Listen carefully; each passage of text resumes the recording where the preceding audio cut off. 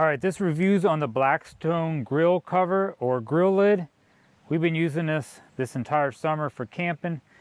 This cover definitely makes a big difference when it comes to like cooking hamburgers or steaks or anything, because it's going to help keep the heat in. And then along with that, when you're not using your grill, it's nice, it covers up your grill surface.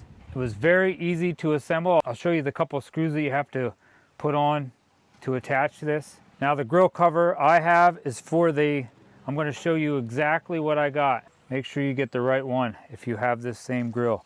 My grill, now I'm just going to hook it on over here like that. And then over here, looks like it is exactly 22.5 inches wide.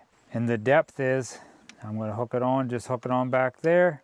And it is 16.5 inches right here to the inside. It also has this nice handle. Let me take this off. That cover's just going to come with two little bolts. There's one down here at the bottom and there's one up here at the top. And the same with over here on this side. One here at the top, one at the bottom. That's all you have to put together. The holes are already there. The back side. Those two little screws or bolts, whatever you want to call them, are right here. This one and this one. And you don't have to take these rivets out because there's already holes cut in the bracket. That's what comes with the cover. Goes right over top of them rivets. Same on that side. All right, this is the only downside. If you do have a Blackstone grill cover, it's not going to fit on here as easy. I'll show you how it fits. Other than this, I 100% recommend buying one of these.